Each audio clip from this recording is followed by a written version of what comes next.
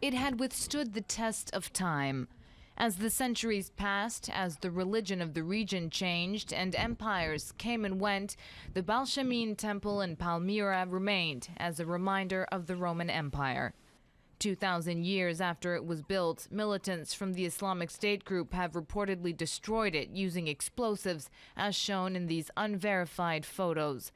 This just days after beheading Khaled al-Assad, the 81-year-old antiquities scholar known affectionately as Mr. Palmyra.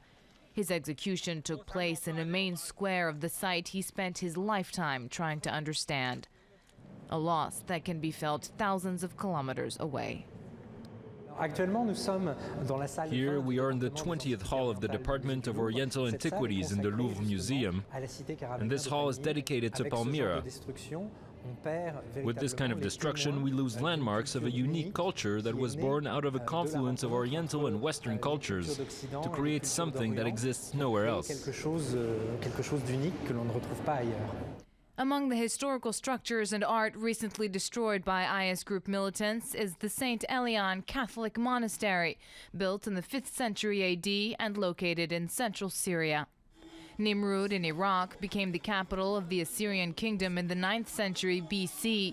Militants destroyed what was left of the site, including ancient tombs, in March. Immediately after, they turned on the 2,300-year-old temples of Hatra, a move the UN's Ban Ki-moon called a war crime. The Islamic State group says ancient relics promote idolatry and that they're purging the so-called caliphate of paganism. But they're also attacking Islamic sites such as mosques and destroying tombs of prophets featured in the Old Testament like Jonah and Yunus that are considered sacred in Islam. We haven't seen something similar since the Second World War. I think this is the biggest and the most brutal, systematic destruction of world heritage. And this is where I think the danger lies, that we have to understand what it represents for the people. In addition to destroying sites, IS group militants are also stealing artifacts and selling them on the black market.